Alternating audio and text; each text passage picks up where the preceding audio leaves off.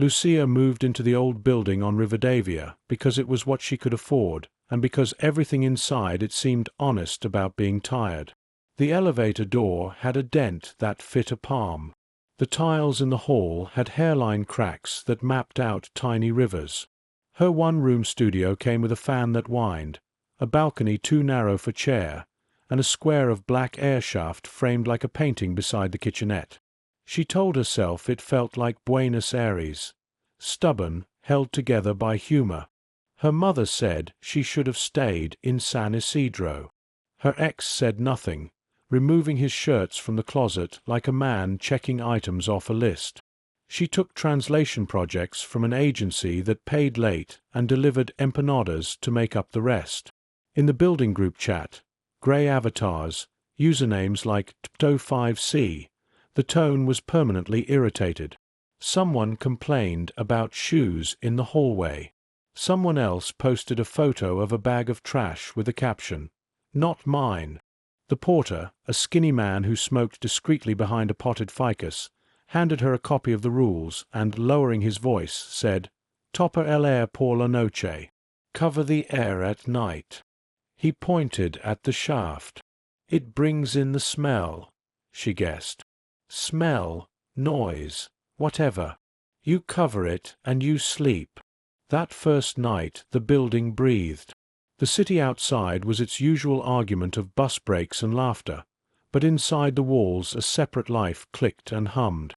The fan chopped the heat, her neighbor's TV mumbled a soap, someone scrubbed a plate and let it clang into a metal sink. From the shaft came a thin draught carrying cooking oil and something sweet, like powdered milk.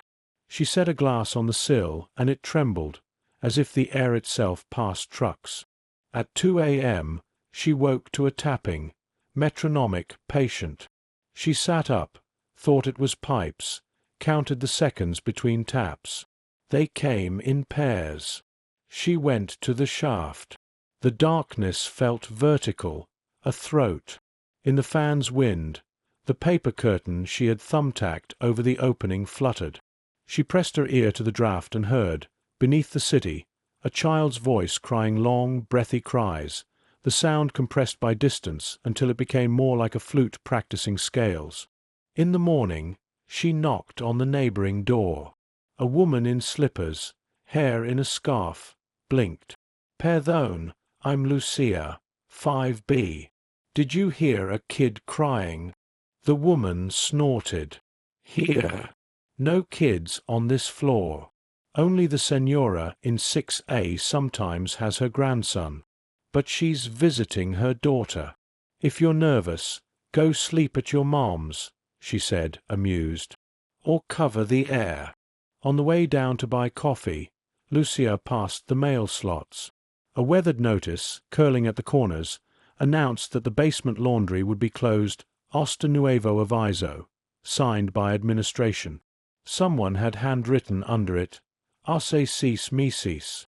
Another note, in a jagged hand, different ink, different anger, read, "Devuelven la mitad del alquiler se van a hacer to do." Lucía bought coffee, told herself she was tired, and scribbled a list for the day. Translate an insurance survey. Deliver empanadas between 6 and 9. Buy more thumbtacks. Cover the air. She called her mother from the sidewalk and lied that the place was cozy. After hanging up, she listened a second longer, as if the line might keep a promise. The wind moved through the balconies like people passing secrets. 2 days later the shaft delivered a smell so precise it ushered in memory. Onions browning in oil, then a sizzling splash, then oregano. Sundays at her grandmother's in Avellaneda. Men talking soccer over crackling radio. The old dog clicking tile to lean a trembling head against a calf. Lucía put the kettle on for mate and laughed at herself. If the building wanted to make her sentimental, fine, it had chosen its method well. When the kettle began to scream, her phone buzzed. The app told her a burger order waited 3 blocks away. She set her mate aside, threw on a hoodie, and took the elevator down.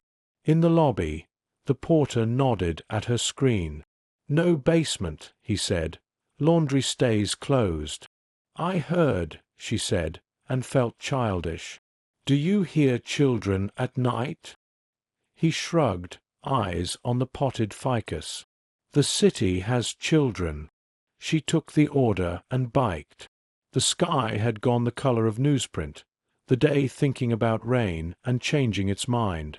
At a stoplight she scrolled her messages. A new one in the building chat. Anyone else hearing a whistle at 2 to 3 a.m.? Not TV. Another. Stop leaving food in the hall. A video posted by 6C showed the airshaft in his kitchen yawning like a throat as his paper cover lifted and fell. When she returned, impatient, a small paper triangle sat under her door, folded like a child's secret note. She crouched. In narrow handwriting, the message read, "Tap el air." The letters were hard-pressed into the paper, incised. No smiley, no name. She pushed the note into the trash. "Okay, I get it," she said to the apartment. She taped a thicker layer of paper over the opening, then a towel, pinning it with all the thumbtacks she had. The makeshift cover ballooned and relaxed as if the apartment were breathing. The tacks creaked lightly each time it inhaled. That night, the tapping came again, softer. She lay very still. The towel lifted and sighed. She climbed out of bed, took her phone flashlight, and held the light at an angle so it didn't bounce back. The shaft returned a line of faint reflections. Tile, pipe, paint drips. Far below, something metallic flashed and was gone, like a wrist turning. She recorded a minute of audio and sent it to her friend Martine, who played drums at bars in San Telmo and believed in nothing he couldn't nap through. He called, "Lucía, it's wind on a loose grate. You're a poet. You hear babies in flutes. Come here and sleep on my floor and say that," she said. "After my set Friday," he promised. "We'll smoke, then I'll fix your haunted vent." In the morning she heard a knock next door, quick, eager 3 times. Then quiet. She opened her door. The hall was empty. On the neighbor's mat lay a plastic bag, a small bag of flour, a candle, a once white cloth. It looked like the beginning of a recipe or the middle of a prayer. She hesitated, then texted a hello to the floor chat, asking if someone had left it by mistake. Seen. No answers. She put her ear to the door and, for a breath, thought she heard someone whispering back letters that didn't quite form a word, as if the corridor itself were practicing speech. That afternoon she worked with the TV on mute, translating phrases about lost luggage and delayed benefits while the towel rose and fell. When a neighbor's door opened, she froze. The sound was only keys. She realized she had started to move like prey. Friday's storm came out of nowhere, as if the river had exhaled and found nothing to hold. The power cut twice before surrendering. The block went soft and dark. Lucia's phone became a small moon as Martine let himself in with his elbow, arms full of beer and a pack of cheap candles he'd found at a chino. "Your building smells like my Tia's pantry," he said, lighting wicks that drooled wax onto glasses. "The shaft cooks," she said. "Show me the ghost." He pulled the towel aside and ducked, his hair brushing the tacks. He whistled, a thin two-tone sound, and waited. Nothing answered but his own whistle, bent into a warble by the draft. See. Physics.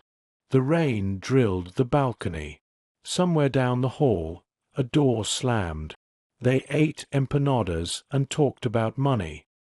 His band was owed for 3 gigs. Her agency had delayed payment for administrative reasons. They joked about asking the ghost for a loan. When the storm shuddered to a lull, the tapping began. Not pairs now, but counts. 1, 2, 3, then a pause, then 1. Martine held up his finger. Morse. Or a bored pipe. The candle guttered, recovered, and painted their wrists gold for seconds. Lucia rolled her eyes and, on impulse, tied a string to a pen and lowered it into the shaft. The pen swung, bumped the wall, tapped out its own version of her nervousness. She felt the weight of air pulling, a vertical river.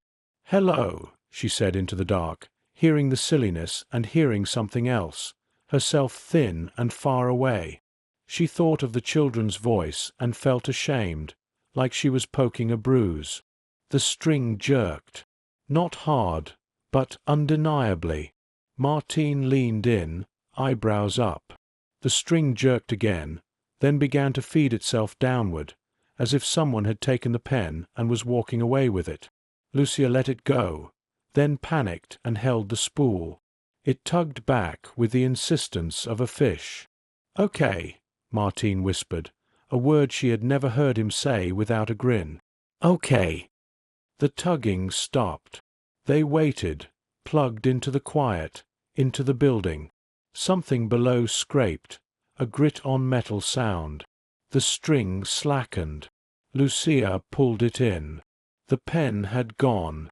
In its place, tied with a tight, ugly knot, was a wet scrap of cloth. By the light of Martine's phone, they could see it had once been white. Letters had been written on it in something brown that had bled into the weave. The letters were clumsy and spaced wrong, but the message was legible. Barge. They looked at each other, ridiculous and serious at once. The rain decided to return. Somewhere a siren argued with the street. Martine said, "Basement." "The laundry's closed," she said, hearing the answer. He grinned, because that was his job in every story. "Then we respectfully trespass." They took the candle that dripped least and went down the stairs, counting landings without meaning to, past 6A with its dark peephole, past the porter's ficus folded into itself. At the basement door the sign hung at an angle like a drunk's tie. The padlock was engaged, but rusted exactly at the hinge. Martine lifted it off like a brooch. The door breathed. Behind it, the air was colder, the kind that lives on concrete and in pipes. Lucía held the candle in front of her, and the flame leaned toward the dark as if it wanted to go first. She tightened her grip on the candle, feeling wax spot her knuckles like hot rain, and stepped in. Their steps echoed, little coins dropping into a deep jar, slowly. The basement smelled like wet newsprint and detergent, the ghosts of stains. It was a shotgun room, long, low ribs of pipe along the ceiling, concrete divided into archaic stations, 2 sinks, a cracked folding table, a bulletin board with ancient notices about lost keys. The airshaft's throat descended here, ending in a square of black with a metal grate. The grate had been unscrewed and then screwed back in a way that did not align. 2 screws were a different species, brass in iron. Martine knelt by the grate and pressed his palm near it. "Colder," he said. He put his ear close, then winced. "It's louder down here. Wind." Or, he did not finish. Lucía stepped around him and examined the wall beyond the sinks. An arch had been bricked in with newer cinder blocks. The cement looked hurried, gloved, a texture of fingers at the edges. Red letters faint from a previous life bled through the blocks. Something. In the corner lay a pile of discards, a stroller frame without the seat, a fan with its blades snapped off, a suitcase with a broken zipper. She reached for the suitcase and almost laughed when she found it already unzipped. Inside were ordinary things that felt like confession: a child's sock, a metro card, 2 photos of the courtyard. One photo caught a sliver of her balcony. Martine had the grate half off. He looked up at her, and for once the joke wasn't ready. "Someone's been here." A shoe print in the dust pointed toward the bricked arch. From beyond the blocks came a soft friction, cloth on cloth, and then the nothing that belongs to a held breath. The hair on her arms rose as if answering a question. Lucía crouched. "Estamos dejando una manta y nos vamos," she said, riding the air with her voice. "We're leaving a blanket." Her phone vibrated. In the building chat, messages flooded. Police on the 3rd floor. Asking about a boy missing since last week. A photo showed the porter with 2 officers. Another showed a taped poster, 8-year-old in a striped shirt, date 10 days ago.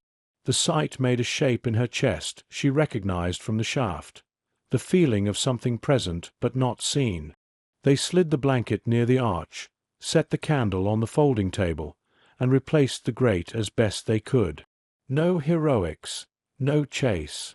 Back upstairs, officers reached their floor, took statements and sealed the basement. No arrests. Rumors did what rumors do. The building tapped and breathed. The towel over her vent hung steady, trembled in a wind that didn't match the weather. Martine said, "It was a person," quietly. She believed him because she wanted to. In October, she moved to a shared place near Parque Centenario. The new airshaft was a neat square. The neighbor's cat announced itself, and the balcony faced a courtyard that smelled like plants. On her first night, she slid a chair under the handle and slept badly, waking at every small noise. In the morning, a small folded triangle of paper waited under her door. It was empty, yet it carried the faint dents of letters pressed and lifted away. The handwriting looked not quite the same and exactly the same. She held it to the window. The impression resolved like a bruise choosing its color. Topper el air. The city breathed. She covered the vent and waited to learn which part of the story she was in.